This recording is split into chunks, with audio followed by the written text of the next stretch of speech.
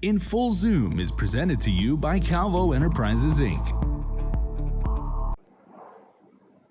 Half a day, everyone. Nestor Licanto here with another edition of In Full Zoom. And this week we're going to talk a little bit about local manufacturing, and manufacturing in the sense that the companies here that make products locally.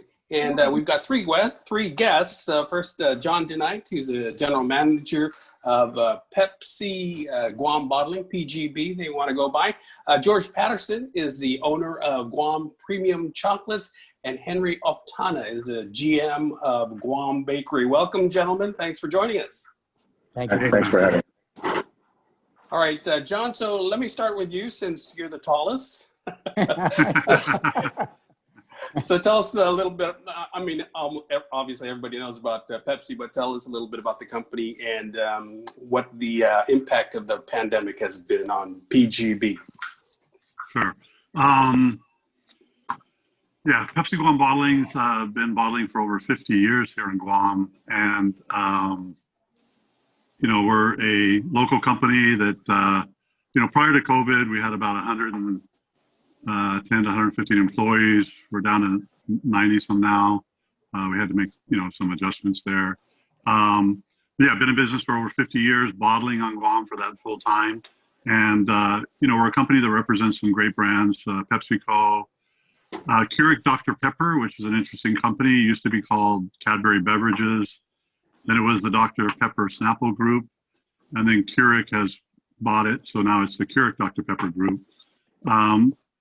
We also have quite a few local beverages that we make. We have an ice plant. We produce ice. We produce 5-gallon drinks, or 5-gallon water. And then we have some other brands that we've acquired over the last maybe 3 or 4 years. More non-beverage brands, Smuckers, Tabasco. S&E is a paper product. We have some Korean brands. We carry Devondale milk from Australia. And yeah, so we've been around for a while. And then on the COVID side, yeah, it's been tough for everybody. You know, and everybody's just trying to deal with this. We all find ourselves in the same situation. So, you know, basically everything's kind of upside down. You know, things that you wanted to do before, you don't want to do now. You know, you wanted to get people together before, now you don't want people getting together and so forth. So, you know, basically we've had to change some schedules. For now, we're operating on a four-day work week, but we have an extra day as kind of a fill-in day if needed and so forth. Different employees are on different schedules, hour-wise. You know, we have some working from home, you know, minimizing traffic in the office, contact in the office, you know, all the things that everybody's doing. You know, we've developed these PPE kits for all the employees that go out in the market to carry with them to, you know, be safe out in the market. And, you know, of course, like this, we got tons of Zoom calls and, you know, I'm just covering all these other apps, you know, from Microsoft and all these other ones. So, you know, it's I'm sure everybody's going through the same thing, but yeah, it's definitely been. And then on the market side, you know, it's been interesting that the pandemic has, you know, as we all know, the food service industry is suffering, you know, badly. On the food service, you know, our restaurants that we service and everything, that's always been a good part of our business, pretty high percentage. And that's, you know, I don't want to say that that's gone, but it's really been reduced. But on the opposite side, the retail side, the store side has really increased. You know, that business has really gone up. So there's been changes there. You know, packaging, you know, from cans to bottles and everything, that's changed some because, you know, under regular circumstances, people would be going to work. They'd be going to convenience stores and mom and pops and buying bottles, 20-ounce bottles and so forth. But if they're not doing that now and they're staying home, they're more likely to go to a store and get a 12-pack of cans. And so that's how, you know, the bottles are down, cans are up. You know, and then supply chain challenges, you know, just getting stuff here on Guam has been a big challenge. So, you know, I'm sure everybody's suffering with that, but that's kind of the impact of our business in a summary. All right, thank you. Hey, hi, Henri, you're next. So Guam Bakery has also been a long time business here. So tell us a little bit more about your business and how the COVID has impacted Guam Bakery. We are a full service wholesale and retail bakery. We do custom baking for local restaurants and et cetera, hotels, et cetera, things like that. And even though thankfully we're in food service, so we continue on. We've been the quote unquote essential business, but there has been a slowdown because, like I said, a lot of our business would be hotels and such, and because there's no tourists, et cetera, that's gone. We get the incidental from the people that work in the tourism industry, their employees and such that come and visit the bakery, but that's also slowed down. We do, but for the other restaurants, like the fast food chains, we still do that, but they've slowed down as well because they don't have the dine-in anymore. So, and they're serviced through their drive-through. There's only so many people that you can service through a drive-through. So that's slowed down considerably. Thankfully, we have other contracts, things, but all in all, there's been that slowdown. But we've had to change a few things. Like I've had to minimize the number of people that are in our stores. We have to contend with people having to wear masks and people who just don't like wearing masks or don't like wearing masks properly. There's a lot, and it's every day is a learning situation with this whole COVID thing. So it's been crazy, like. Yeah, that's common sentiment. George, tell us a little bit about Guam Premium Chocolate and how the COVID has impacted your operation. Well, our business is just a little bit different. Our business shut down completely. The chocolate, cookies, and everything that we do that's chocolate and robed is all designed for the Japanese tourists that come over or the Korean tourists.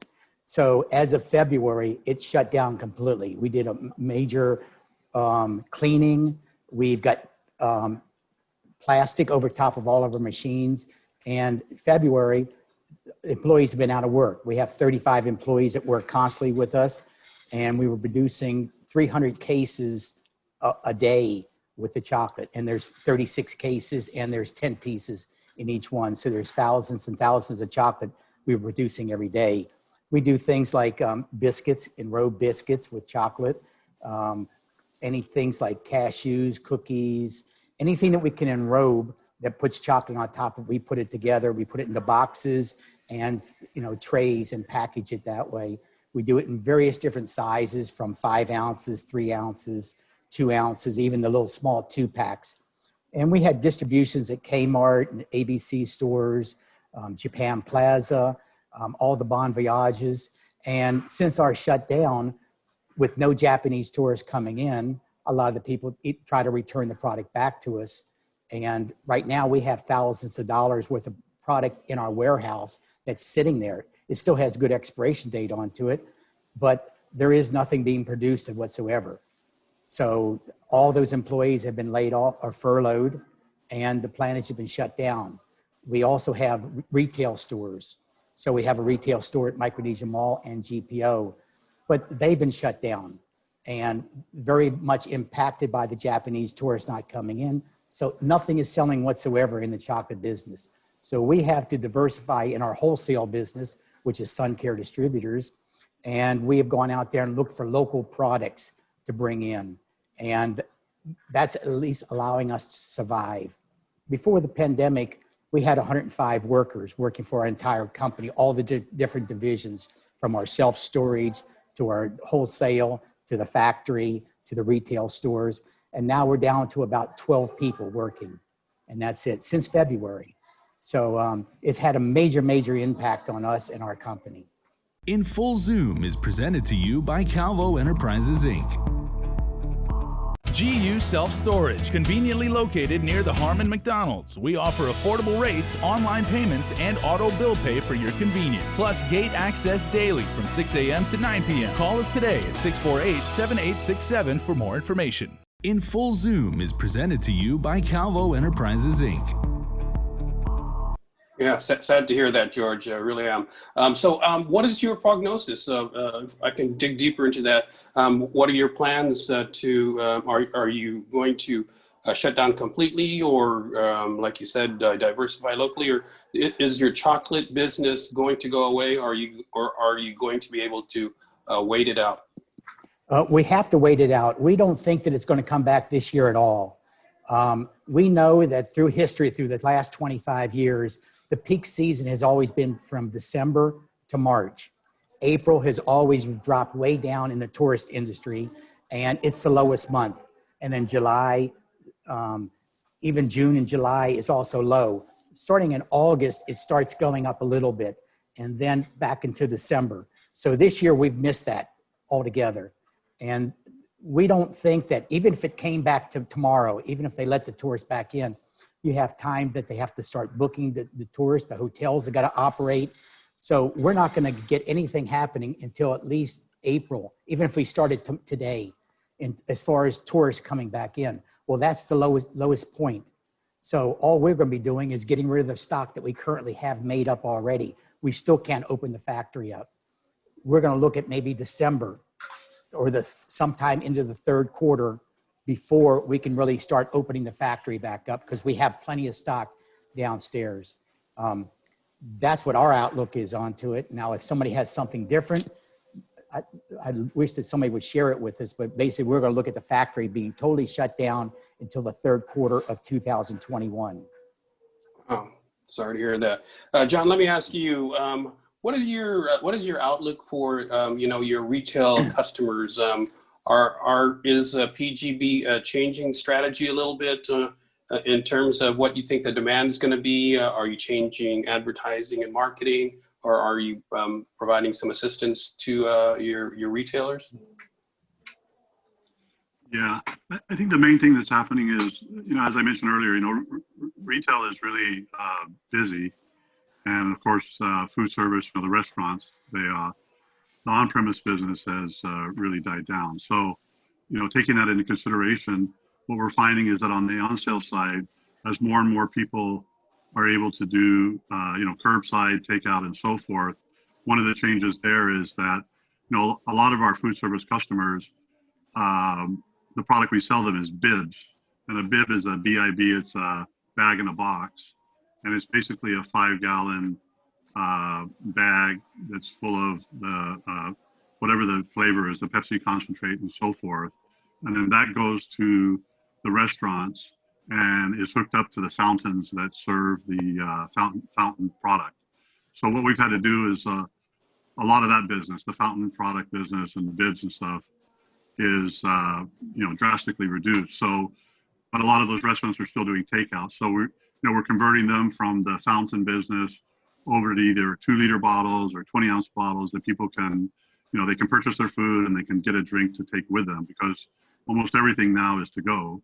Now, as we start to get into some, limited dine-in or outside dining where people are dining there, that fountain business may come back. So that's one of the changes. And then on the retail side, it's really just been trying to keep up with that retail business, because even mom and pop stores now are quite a bit busier than they were pre-COVID, because with everybody staying at home, it might be your neighborhood mom and pop that a lot of people are servicing more than they did before. So that's what we're finding out, and we're just trying to adjust to that. So it's really a matter of working with each account on what their plans are and how can we assist them with those plans. But in general, that's what it is. I know on the food service, and I'm talking a lot about food service because that's who's really needing the help right now. And I want to ask everybody to support the restaurants that are out there that are open. They're doing their best. So we're here to help them however we can. Absolutely. Support local businesses. It's going to be a tough time. And, unfortunately, I think next year is going to be even more difficult than this year, especially if the federal government doesn't provide as much of the funding as they have so far. Henri, let me ask you, I know all of you guys, even George, when he was operating his chocolate business, are always on top of your sanitary conditions, how you produce goods, and you stay on top of those things. But has the pandemic changed that? Has it forced you to enhance sort of your health precautions in producing in your case, Henri, the baked goods?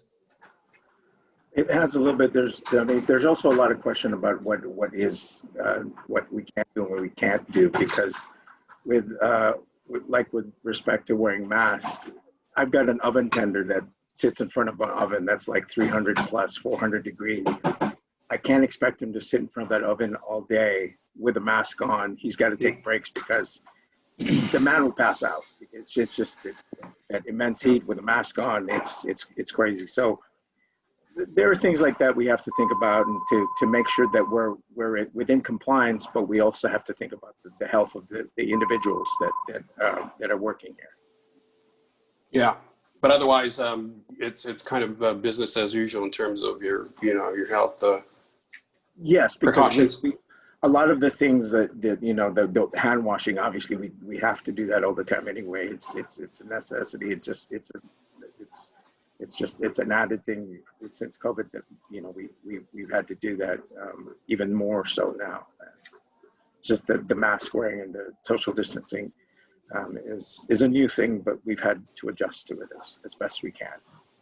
Yeah, and Jon, I've actually been up to your plant. So is that the case with you as well? Have you had to make any adjustments because of COVID? Yeah. What we did was, a lot of our, the products we produce, whether it be a PepsiCo product or a Keurig Dr. Pepper product, they provide us with protocols that, they're using in their plants, and they're suggesting that because we're an independent bottler, so they're suggesting that we use these protocols. So there has been some changes, but I think what helped us a lot was several years ago, we decided not that we decided to, we were mandated to go through this food safety system. So it's a FSSC, Food Safety System Certification, which is, quite extensive. And we went through that and we got certified, and it was just kind of by chance that we did that several years ago. But that's helped us a lot, that we can lean on them to, for additional help on, protocol changes and so forth. But like Henri was saying, I mean, a lot, because we're in the manufacturing business, that food safety has always been there, with or without COVID. So because it's always been there, it's meant for, prior to COVID, there was, flu and all sorts of other things. So these food safety measures have always been in place for us. And, we encourage employees to be even, more focused on that. But yeah, so I wouldn't say that it's totally changed our manufacturing, because, we've always had that concern for food safety. In Full Zoom is presented to you by Calvo Enterprises, Inc. GU Self-Storage, conveniently located near the Harmon McDonald's. We offer affordable rates, online payments, and auto bill pay for your convenience. Plus gate access daily from 6 a.m. to 9 p.m. Call us today at 648-7867 for more information. In Full Zoom is presented to you by Calvo Enterprises, Inc. All right, let me ask you guys, how can the government help, if it can? And George, that's, I think, an appropriate question for you. Is there something the government can do to help you? Well, one of the things is opening up the beaches. I don't think that they should be shutting the beaches down. As far as your immune system, the vitamin D from the sun helps build your immune system up to help fight it out. People want to exercise. They want to walk up and down the beaches and things like that. When they shut down the beaches, that's the worst thing they can do. But as far as our business is tourist related. So it's opening up the airports and allowing the people to fly in, and especially people from Japan and Korea. Now, we know that there's nothing our government here can do about that. That's something where they got the quarantine over there, they got the quarantine here. Who wants to fly over here, be quarantined for 14 days, fly back and be quarantined?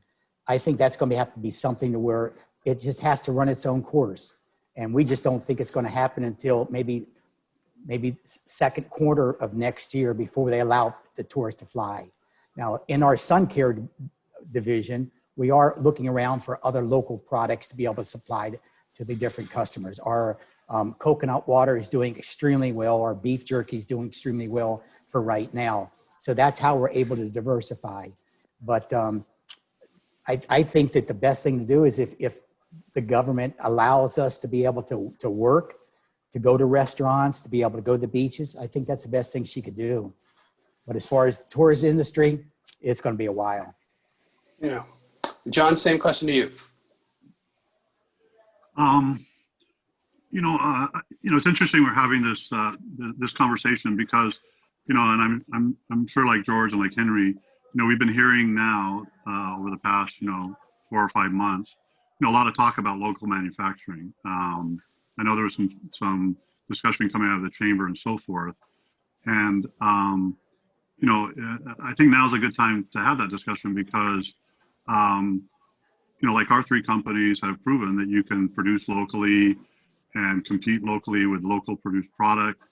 It's fresher, it's on Guam, et cetera. And that's kind of always been the case. But now with COVID, there's another concern, and the concern is, just having the product here. So, if you can produce product here, that, makes us more sustainable, being able to have products that maybe, because we're experiencing that, right? There's products that are running short in the States, so we're not able to get it here. Or if we get it here, it's limited, or it's supposed to come in and it gets delayed and so forth. So I think the idea of more local manufacturing, even though we're not a huge island, I think that, like I said, the 3 of us have proven that you can manufacture locally and compete with that product. I was surprised, just talking to different people in business. A lot of people, even though we've been here for 50 years bottling, they still seemed a little skeptical that, you could produce consumable packaged products here and compete with the pricing out of the States. An example of that would be, you have some huge plant in the States that's doing, millions and millions of cases, and that brings their costs down. And how can a plant on Guam, which is, of course, somewhat limited, how can that plant compete with the pricing that comes out of that huge plant in the States? But the reality is that you can, because, doing business on Guam is expensive, and that includes, everything from, shipping, utilities, labor, there's, pretty much everything. So being able to produce here means that you've taken all these raw materials and turned them into a product and not had to ship that finished product from the States to Guam. So, there are opportunities here. I mean, and I think it depends on the kind of product, beverages, obviously, because, one of the main raw materials in beverage is water, and we get the water locally, and then we take all these raw materials, put them together and produce a product. Let's just take a product that's very popular here, like Spam or something. It might not be the same case with Spam. You'd have to bring the whole product here and then process it here. So, that might not work. So, some will work, some won't. But I think that we should have that discussion because, I mean, I don't know if any of you have been in these discussions the last 5 months or so, but I've had some people that are talking to people, they're like, what would happen if our supply chain, just the shipping, for whatever reason, got delayed by 2 weeks or 3 weeks or whatever, that would be disastrous, not having these products and so forth. So, you can bring the raw materials here, and in effect, what you've done is you've improved your margin because, now I'm sure the other 2 guys would also agree that manufacturing here is very difficult, but if you do it right, it can be worth it. But you have to do it right. Otherwise it's it can be quite costly. It's, so what can be done to help with that? Yes, I think that, whatever the government could do to help, some of our big costs, like if you're in this business, you do a lot, like you said, you do a lot of cleaning and so forth. I mean, we use a lot of water, we use a lot of power, so, having maybe assistance with that, or, just assistance on, trying to kind of consolidate all the people that are interested in manufacturing, because like with us, we're interested in expanding on our manufacturing and doing more because we see that it's worth it. I mean, it's hard, it's difficult. We're so far away. You know, if you're in the States and you run out of a raw material or you need a part for a machine, it could be right next door. You know, you could have it same day or next day. Whereas on Guam, you just got to be more prepared and more, you just got to really, you know, be focused on it because of our isolation here. So yeah, I think kind of bringing people that are interested in manufacturing together, the government could do that, you know, through GITA or whatever agency, have that in the government do to help us to be able to expand on manufacturing because it, you know, like I said, we've been here 50 years, we've been bottling, we're still bottling, there must be a reason for that. So to expand on that, I think would make a lot of sense for the government of Guam to look at expanding on manufacturing. Exactly. All right. In Full Zoom is presented to you by Calvo Enterprises, Inc. GU Self-Storage, conveniently located near the Harmon McDonald's. We offer affordable rates, online payments, and auto bill pay for your convenience. Plus gate access daily from 6 a.m. to 9 p.m. Call us today at 648-7867 for more information. In Full Zoom is presented to you by Calvo Enterprises, Inc. Only got about a minute left, so I'm going to give Henri the last word. I assume you agree with a lot of the points that Jon just made. Yeah, Jon has I mean, and in keeping with that, with the help from the government, I think these ports should be opened up. You know, I was just thinking about that while you were talking about that. I've got packaging items that are made in Taiwan, but it can't ship directly to Guam. It's got to go all the way to LA and then back to Guam, which is ridiculous because of the laws and such. We can't send it directly from here. So the government needs to talk about those things because if our supply from right now, a lot of our supply does come from the U.S. mainland, except right now we get sometimes we get sugar from South Korea, sugar from Australia, sometimes flour from there as well. But if there was a way to open it up a little bit more, we'd be able to have a variety of suppliers in case something somewhere breaks down. And if they meet the food quality, all the COAs that are necessary, then by all means, I'd prefer to get something that's closer so that it would also cut my costs down. All right, thank you very much. That'll do it for this week. Henri Oftana, George Patterson, and Jon Denight. I'm Nestor Licanto. Thanks for joining us, everyone. We'll see you next week on In Full Zoom. Thank you. Thank you very much. Thanks. In Full Zoom is presented to you by Calvo Enterprises, Inc.